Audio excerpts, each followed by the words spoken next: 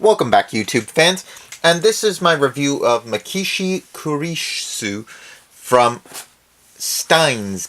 It's figure number 98 in the series. Now, this figure is one of the ones I like for, well, kind of weird reasons. I just really like this character's design.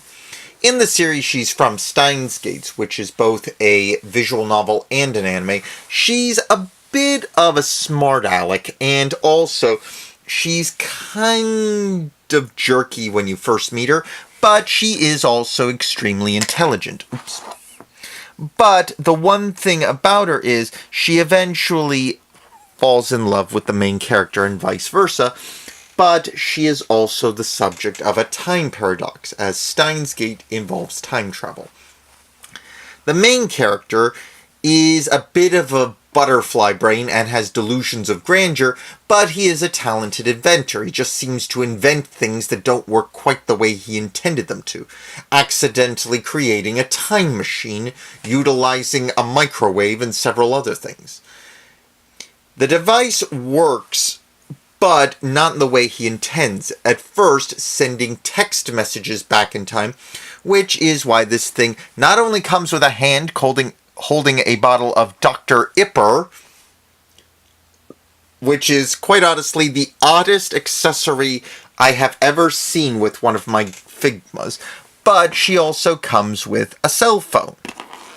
Also a note is these cuffs are not physically attached to the character, so you have to be a little careful with those, as they will get lost.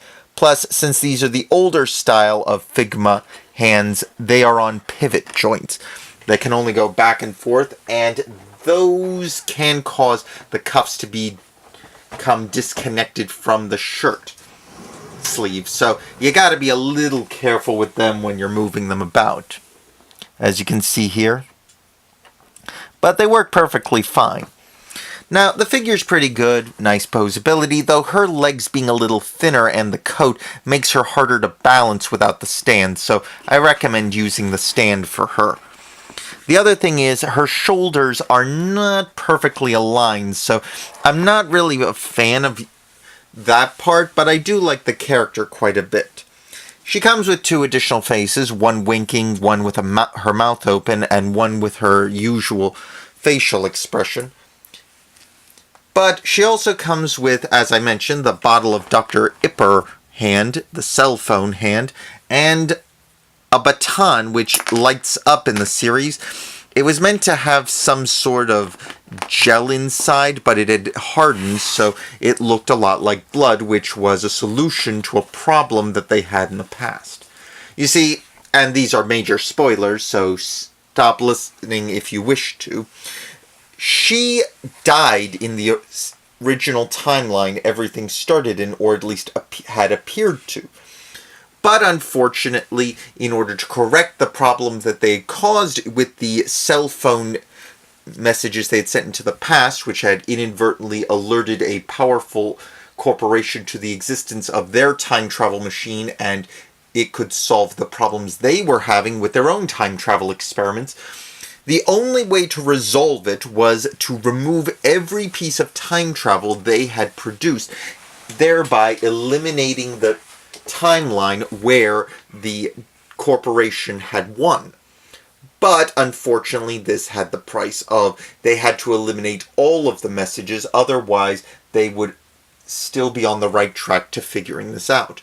Unfortunately, that means she has to die. Since the main character was in love with her, he, after finally figuring out how to time travel his mind back into the past, simply transferring his mind into his younger self, he sets it up to make it look like she died, thereby preserving the timeline.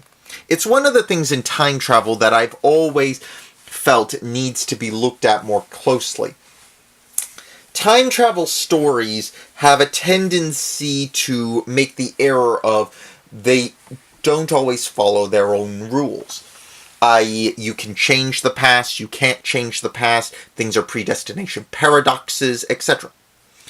Now, the one other unique thing about this figure is that it comes with an extra set of arms to do a crossed set of arms, which is just a pose she frequently takes. As you can see here, the arms can separate, but you simply pull out the arms in the figure, like so. You have to be a little careful with these, because the pegs can be fragile if you keep doing this. You must spin them basically a little bit. Just give them a slight turn. It works a lot better than trying to force it. But you slide the two pegs into the holes, like so. Then you simply cross the arms, put the plug in here,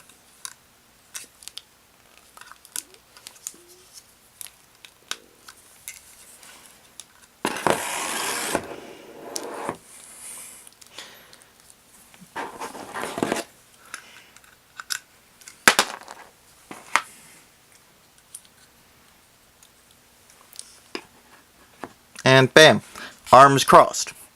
Which is a nice extra to this figure. It's not something they do with all Figmas, but several of them I have seen have this feature. And I like it. It works a lot better than giving us, more limits on them. The one problem is that means that the figure doesn't have as many extra option parts. But it's got a fair number for what it is. And I like it because of that. The one other thing that I don't like is, unfortunately, as you may have noticed, the hair piece on the top constantly falls out. I'm not sure if this is just mine or if it's a design flaw in the plugs. Not all of the Figmas I have do this, but occasionally I'll have one that it just doesn't want to stay put. Go figure. Anyway, but if you're a fan of Steins Gate, this is a good one to get. I can't really recommend if you're not a fan of Steins Gate unless you just want the extra bits that come with it, like the cell phone and the Dr. Ipper. But otherwise, it's a pretty good one, and I think it's great. Anyway, like, subscribe, and comment below. Share this video with your friends. And also, leave a comment if you want me to do a particular kind of video. I've been trying to figure out what people really like, so if you guys can give me an idea, I'd appreciate it. Thank you, and I'll see you next time. Ciao!